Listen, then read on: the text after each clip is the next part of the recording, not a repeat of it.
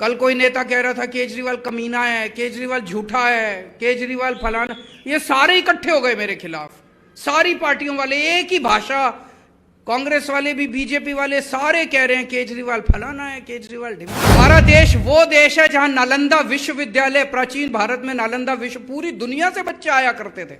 आज हमारे बच्चे बाहर जा रहे हैं। हमें ऐसा देश तैयार करना है कि पूरी दुनिया से बच्चे यहां पढ़ने के लिए आए, ना कि हमारे बच्चे वहां पढ़ने के लिए। तो एनसीईआरटी की बुक्स नहीं सर, पूरा कंटेंट बदलने की जरूरत है। ये सारा अंग्रेजों का शिक्षा का सिस्टम खत्म करके इस देश के अंदर एक भारतीय सिस्टम चालू करने की जरूरत है। शिक्षा का एक भारतीय सिस्टम होना चाहिए।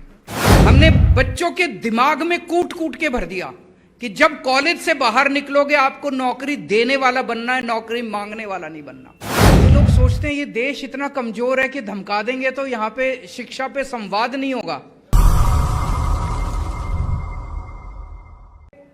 बड़ौदा में ये पहला संवाद हो रहा है, लेकिन मुझे दुख के साथ ये कहना पड़ रहा है कि इस संवाद का जब हमने ऐलान किया कि हम शिक्षा पे संवाद करेंगे वडोदरा में, पिछले 4-5 दिन में 13 जगह हम लोगों ने बुकिंग करने की कोशिश की कि दिल्ली से केजरीवाल जी आ रहे हैं, हमारी टीम ने बुकिंग की, पेरेंट्स के, टीचर्स के साथ संवाद करेंगे। हमने एक जगह बुक की, इन्होंने उसके मालिक को फोन करके धमका दिया, खबरदार जो केजरीवाल जी के लिए बुकिंग दी। दूसरी जगह बुकिंग की, उसको भी खबरदार। 13 जगह कैंसिल की। 14वीं जगह मैं नवनीत काका को प्रणाम करता हूं बहुत बहुत, वो सामने उधर बैठे हैं, आपका बहुत बहुत शुक्रिया। इस देश के अंदर नवनीत काका जैसे लोग हैं, उन्होंने हमें हॉल दिया और उन 13 लोगों ने हमें आशीर्वाद दिया।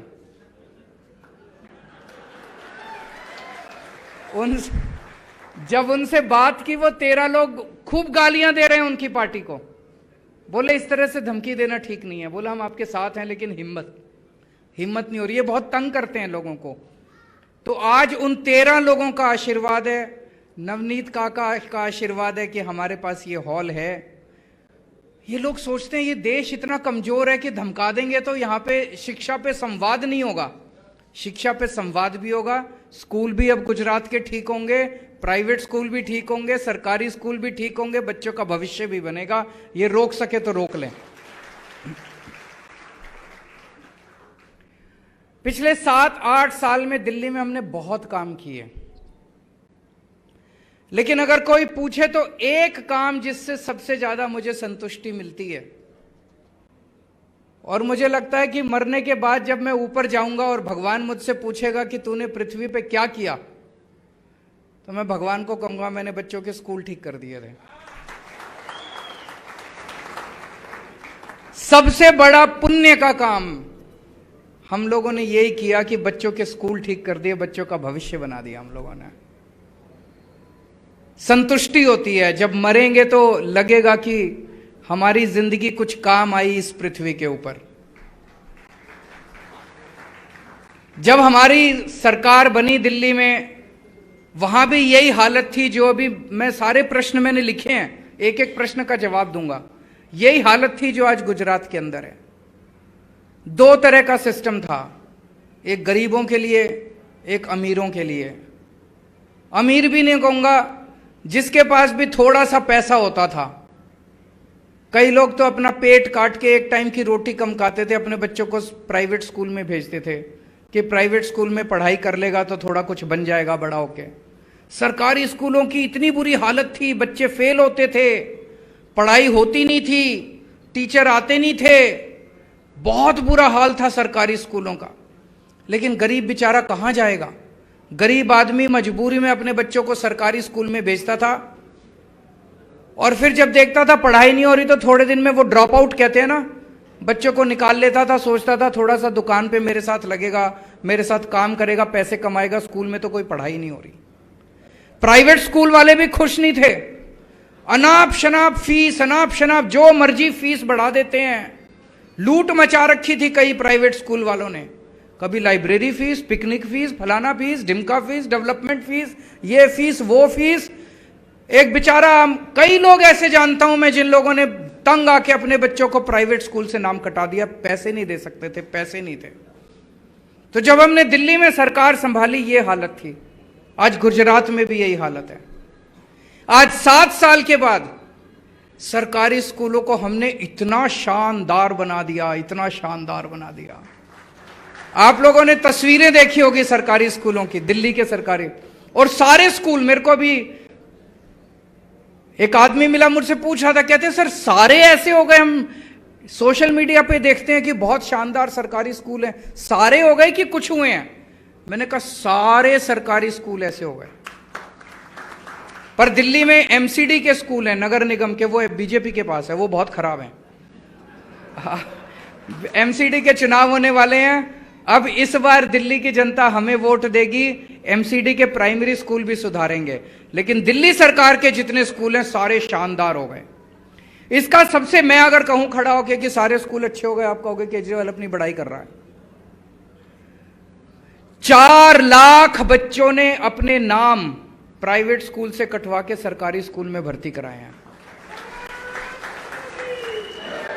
4 लाख बच्चों ने प्राइवेट स्कूल से अपना नाम कटा के सरकारी स्कूल में, और बड़े अमीर लोगों ने।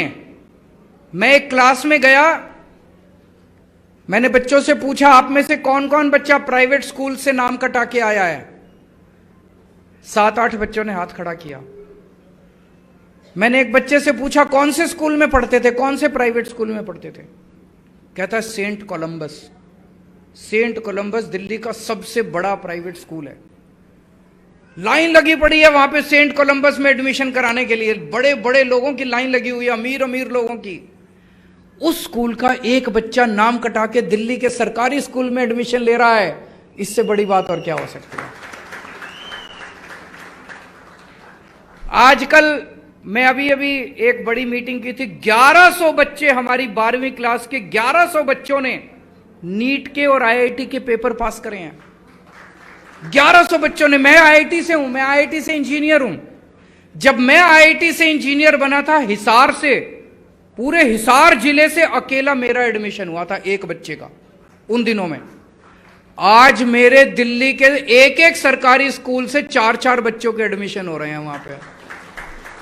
और सबसे बड़ी खुशी ये है, जब मैं आईआईटी में गया, मेरे को मेरे देश ने बहुत कुछ दिया है, भारत ने मुझे बहुत कुछ दिया है, और मैं शुक्रगुजार हूं मेरे देश का, जो आज मैं जो कुछ हूं मेरे देश की वजह से हूं। मैंने एक कसम खाई थी कि जितनी अच्छी शिक्षा मुझे मिली है, ऐसी शिक्षा मैं कोशिश करूं कि इस देश के हर गरीब बच्चे को मिलनी चाहिए। आज मुझे बेहद खुशी है ये कहते हुए कि दिल्ली के एक एक बच्चे को मैंने वैसी शिक्षा मुहैया करा दी है। मैं जब बच्चों से 1100 बच्चों से बात कर रहा था कि डॉक्टर और गरीबों के बच्चे, मैंने देखा एक सिक्योरिटी गार्ड का बच्चा खड़ा हुआ। उस सिक्योरिटी गार्ड का बच्चा अब आईआईटी में जा रहा है जहां मैं गया था। कहता है सर मैं आपके इंस्टीट्यूट में जा रहा हूं। उस सिक्योरिटी गार्ड 10,000 12,000 रुपए महीने कमाता है। उसका बच्चा आईआईटी में जा रहा है, उसकी रैंक आई 569। ऑल इंडिया जेई का जो पेपर होता है उसकी रैंक आई 569। मैं जब आईआईटी में गया था मेरी रैंक आई थी 563। मुझे लगा यार ये तो मेरे बराबर। आज दिल्ली के एक एक बच्चे को, गरीब से गरीब बच्चे को, रिक्शे वाले के बच्चे को, मजदूर के बच्चे को, सिक्योरिटी गार्ड के बच्चे को, प्लम्बर के बच्चे को, कारपेंटर के बच्चे को मेरे जैसी शिक्षा मिल रही है, जैसी शिक्षा मुझे मिली, शानदार शिक्षा मुझे मिली। सरकारी स्कूल हमने बहुत शानदार कर दिए। अब आप सोच के देखो, वो सिक्योरिटी गार्ड का बच्चा, सिक्योरिटी गार्ड 10-12 हजार रुपए कमाता है, उसके घर का खर्चा नहीं चलता। अब वो बच्चा आईआईटी में जाएगा, आईआईटी से जब निकलेगा तो उसकी तनख्वाह, स्टार्टिंग तनख्वाह उसकी 2-3 लाख रुपए महीना होगी। तो उसकी एक परिवार की तो गरीबी दूर हो गई कि नहीं हो गई? अगर हम अपने देश के सारे बच्चों को ऐसा पढ़ा दें, सारे देश की गरीबी दूर हो जाएगी, सारा देश अमीर हो जाएगा। मैं पूरी तरह से कन्विंस्ड हूं, एक चीज जो इस देश को गरीबी से हटा सकती है, देश जो गरीबी से दूर कर सकती है, वो है शिक्षा। अगर हम अपने बच्चों को अच्छी शिक्षा दे दें तो हमारा देश गरीब नहीं रहेगा, हमारा देश अमेरिका से भी ऊपर हो सकता है। दूसरा, प्राइवेट स्कूलों ने लूटमार मचा रखी थी। हमने आते ही सारे प्राइवेट स्कूलों का ऑडिट करवा दिया। आपको जान के यहां नाम लेना ठीक नहीं है, देश के बड़े बड़े स्कूल, एक स्कूल उसका पता चला ऑडिट में 50 करोड़ रुपए के उसने फिक्स डिपॉजिट बैंक में करा रखे हैं। आप लोगों को लूट रहे हैं, फीस पे फीस बढ़ा रहे हैं, फलानी फीस ढिमके, और उसके एफडी कराते जा रहे हैं, एफडी कराते जा रहे हैं, उसका एफडी कराते जा रहे हैं। ये बहुत बड़ा गुनाह है। जो भी स्कूल होते हैं वो चैरिटेबल ट्रस्ट होते हैं, वो पैसा इकट्ठा नहीं कर सकते, पैसा इकट्ठा करना गुनाह होता है उनके लिए। हमने इन सारे स्कूलों के एफडी तुड़वाए और सारे बच्चों को रिफंड कराई पुरानी फीस। मतलब पिछले 4-5 साल में जो उन्होंने फीस ली थी वो सारे पैसे हमने पेरेंट्स को वापस कराए। कभी नहीं हुआ भारत के इतिहास में कि आपके बैंक में स्कूल से पैसे वापस आए हों। और उसके बाद ऑर्डर जारी कर दिया कि कोई भी फीस सरकार की परमिशन के बिना नहीं बढ़ाई जाएगी। अगर आप फीस बढ़ाना चाहते हो आपको हमें बताना पड़ेगा। आप क्यों 7-8 साल से बहुत 2-4 स्कूल को छोड़ के किसी ने फीस नहीं बढ़ाई है, 7 साल से फीस नहीं बढ़ी है। गुजरात के अंदर भी यही करेंगे। करना चाहिए कि नहीं करना चाहिए? सरकारी स्कूल भी ठीक करने चाहिए, प्राइवेट स्कूल भी ठीक करने हैं।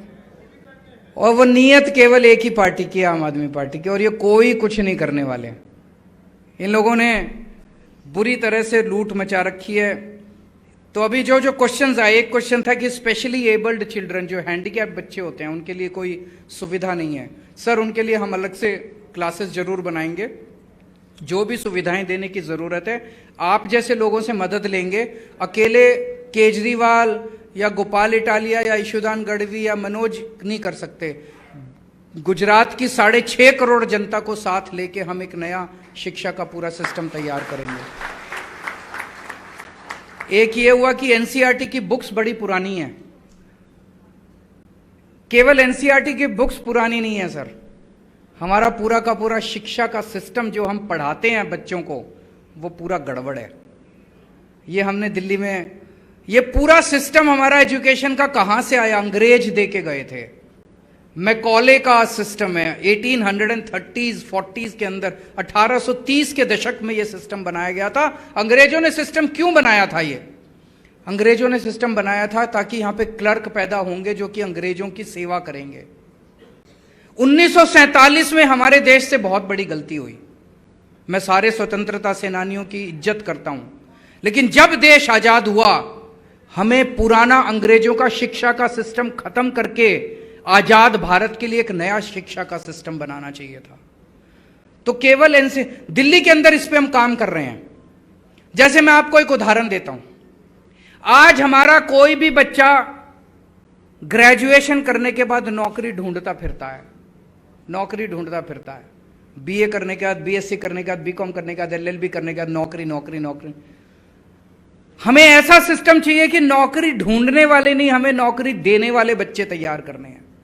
दिल्ली के अंदर हमने शुरू किया है ये सिस्टम। 11वीं, और आपको सुन के बड़ा इंटरेस्टिंग लगेगा, 11वीं और 12वीं के बच्चों को हम लोगों ने बिजनेस कराना सिखाना शुरू किया कि बिजनेस कैसे करते हैं। हमने बच्चों के दिमाग में कूट कूट के भर दिया कि जब कॉलेज से बाहर निकलोगे आपको नौकरी देने वाला बनना है, नौकरी मांगने वाला नहीं बनना। हर बच्चे को दिल्ली सरकार की तरफ से 11वीं और 12वीं में हम 2-2 हजार रुपए देते हैं। हम उन बच्चों को कहते हैं अब ये 2,000 रुपए इससे बिजनेस करो।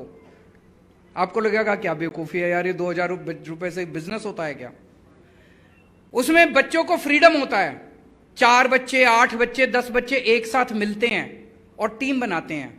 और टीम बना के जैसे 5 बच्चे मिले तो उनके 10,000 रुपए हो गए। उन्होंने 2-2 हजार रुपए पूल किए, 10,000 रुपए हो गए। अब वो 10,000 रुपए से बिजनेस करते हैं। जैसे मैं एक आपको उदाहरण देता हूं, एक 5 बच्चों ने टीम बनाई और उन्होंने एक स्पेशल ड्रिंक बनाया कॉफी की तरह। कॉफी में कैफीन होती है, इसमें कैफीन नहीं थी। और उस ड्रिंक को उन्होंने फेसबुक पे, व्हाट्सएप पे भेज भेज के मार्केटिंग की। 2.5 लाख रुपए की ड्रिंक बेच लिए बच्चों ने। 10,000 रुपए से 2.5 लाख रुपए की ड्रिंक बेच ली। अब ऐसी 11वीं और 12वीं क्लास के दिल्ली सरकार के बच्चों की 52,000 टीम्स बन चुकी हैं। 52,000 टीम्स। उसमें कोई 3 बच्चों की टीम, कोई 4 बच्चों की टीम, कोई 5 बच्चों की, कोई 2 बच्चों की टीम। 52,000 टीम्स इस टाइम बिजनेस पे काम कर रही हैं। फिर हमने इस देश के अमीर लोगों को बुलाया और इन बच्चों को कहा उनके सामने प्रेजेंटेशन करो और उनसे इन्वेस्टमेंट मांगो। तो जैसे ये वाली टीम थी, ड्रिंक वाली टीम, इन्होंने एक अमीर आदमी के सामने प्रेजेंटेशन किया। बहुत अमीर अरबपति आदमी है। सोचो, दिल्ली सरकार के सरकारी स्कूल के रिक्शे वाले के बच्चे, प्लम्बर के बच्चे, एक अरबपति 11वीं 12वीं के बच्चे अरबपति के सामने प्रेजेंटेशन कर रहे हैं अंग्रेजी में। सोच सकते हैं आप। और उनके सामने प्रेजेंटेशन किया। उस आदमी ने 19 लाख रुपए इन्वेस्ट किए इनकी टीम के अंदर। 19 लाख रुपए देके गया वो कि मैं आपके अंदर इन्वेस्ट करता हूं, ये मेरी इक्विटी है, शेयर है ये मेरे। 19 लाख रुपए। अब ये जितने बच्चे 12वीं क्लास से निकलेंगे, कॉलेज में जाएंगे, एक भी बच्चा नौकरी मांगने वाला नहीं बनेगा, नौकरी देने वाला बनेगा। ये बदलाव करने हमारे बच्चे निकलते हैं कॉलेज से, स्कूल से, क्या हम उनको देशभक्ति सिखाते हैं स्कूलों के अंदर? नहीं सिखाते। क्या हम उन्हें अच्छा इंसान बनना सिखाते हैं स्कूलों में? नहीं सिखाते। ये अब हमने दिल्ली सरकार के स्कूलों में सिखाना चालू किया है। हैप्पीनेस क्लासेस चालू किए हैं, देशभक्ति क्लासेस चालू किए हैं, बिजनेस क्लासेस चालू किए हैं। ये पूरा कंटेंट बदल रहे हैं हम एजुकेशन की। बच्चों को सिखाया क्या जाना चाहिए? रटते रहते हैं, और इतनी टेंशन होती है बच्चों को। एक 10वीं क्लास का बच्चा मुझे मिला, अब तो 12वीं पास कर गया। कहता सर, जब मैं 10वीं क्लास में था मुझे बड़ी टेंशन रहती थी, मेरे नंबर बड़े खराब आते थे, मुझे लगता था यार मेरे को नौकरी नहीं मिलेगी, बड़ा हो गया, मैं बड़ी मुश्किल से पास होता था। कहते ये आपके 11वीं 12वीं क्लास में जब मैंने ये बिजनेस क्लासेस शुरू की, मेरी सारी टेंशन खत्म हो गई।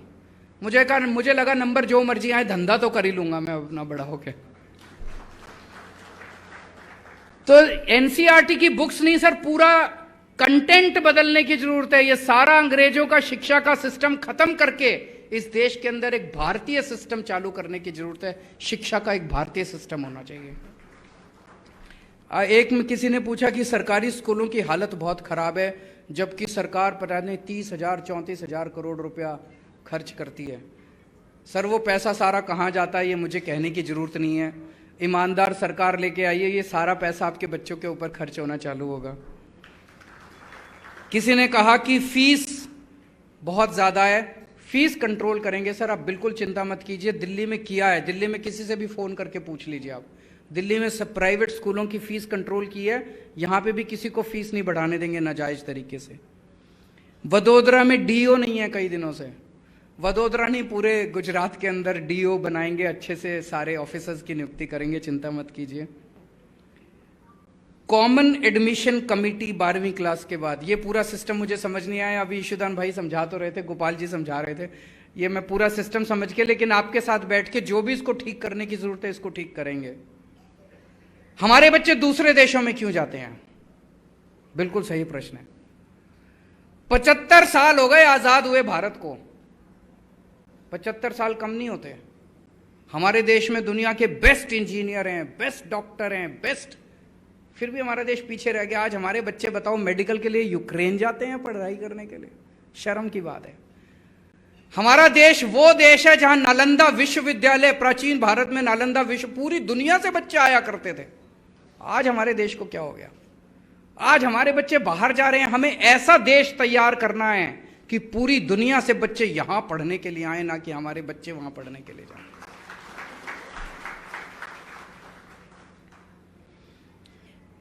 किसी ने कहा कि ट्रैफिक सेंस वगैरह भी सिखाना चाहिए। ये सब हम दिल्ली में शुरू कर दिया है सर।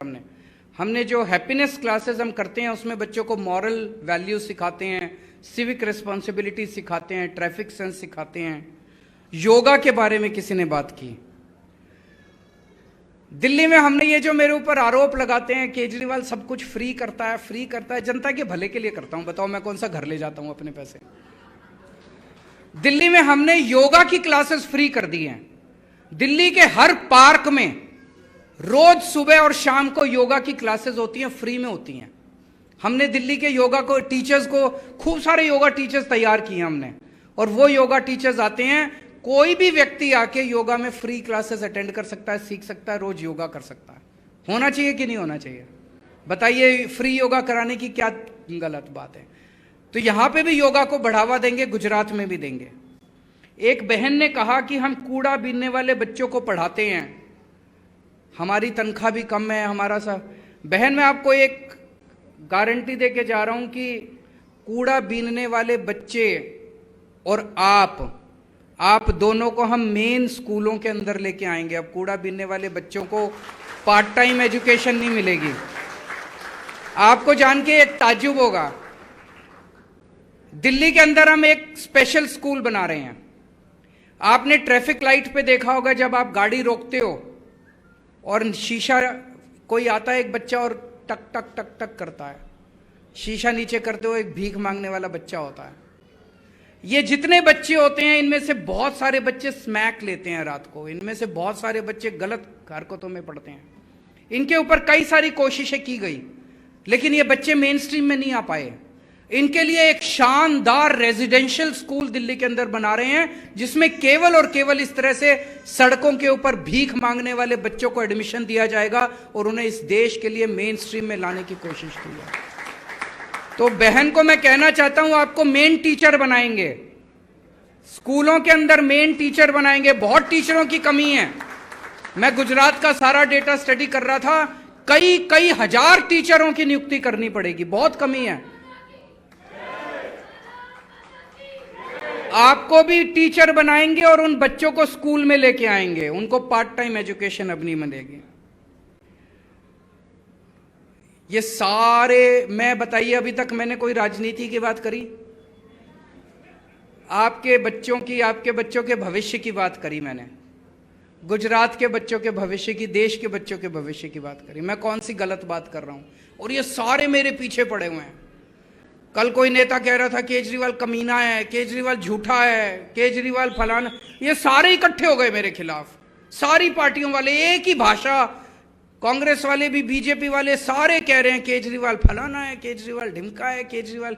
मैं कह रहा हूं मैं आपके बच्चों के अच्छे स्कूल बना दूंगा। ये कहते हैं केजरीवाल ये है, ये लोग नहीं चाहते कि हमारे देश में अच्छी शिक्षा आए। इन्होंने 70 साल से यही राजनीति करी है, जनता को अनपढ़ रखो, जनता को गरीब रखो, ताकि वो इनका वोट बैंक बनी रहे। इसे खत्म करना है। मुझे वोट बैंक नहीं चाहिए, मुझे शिक्षित भारत चाहिए। मुझे वोट बैंक नहीं चाहिए, मुझे एक समृद्ध भारत चाहिए, शक्तिशाली भारत चाहिए। उसके लिए मैं काम कर रहा हूं। ये सारे मेरे पीछे इकट्ठे, सारे हाथ धो के मेरे पीछे पड़े हैं ये सारे, पर मुझे कोई परवाह नहीं है।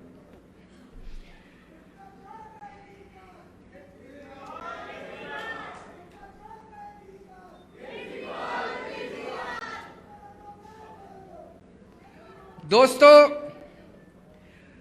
अंत में मैं एक ही बात कहना चाहता हूं, आम आदमी पार्टी को लाओगे, आपके बच्चों का भविष्य बनेगा। हम आपके बच्चों के लिए स्कूल बनाएंगे। इनको वोट दोगे तो यही गुंडागर्दी चलती रहेगी, यही गंदी राजनीति चलती रहेगी, यही भ्रष्टाचार चलता रहेगा। हम लोग आम लोग हैं, आप ही की तरह हैं। 10 साल पहले तक इस देश में कोई नहीं जानता था कि केजरीवाल कौन है। एक आम सा आदमी, मैं भी आम जिंदगी जी रहा था। लेकिन चूंकि सब कुछ गड़बड़ था, हम अच्छे लोग नहीं आएंगे राजनीति में तो राजनीति कैसे ठीक होगी, इसीलिए हम आए थे। अन्ना जी कहते थे, मुझे याद है, अन्ना जी कहते थे, केजरीवाल जी, अरविंद, ये कीचड़ है राजनीति। मैंने कहा, अन्ना जी, कीचड़ में खुद ही उतरना पड़ेगा और खुद ही झाड़ू से इसकी सफाई करनी पड़ेगी। आप सब लोगों से निवेदन है, हमारे पास पैसा नहीं है चुनाव लड़ने के लिए। ये लोग ईडी में, सीबीआई में रोज बुला बुला के, तुम्हारा पैसा कहां है? हमारा पैसा नवनीत काका है। और जब तक नवनीत काका जैसे लोग इस देश के अंदर है, तब ईमानदारी को इस देश से कोई नहीं हटा सकता। दोस्तों, भारत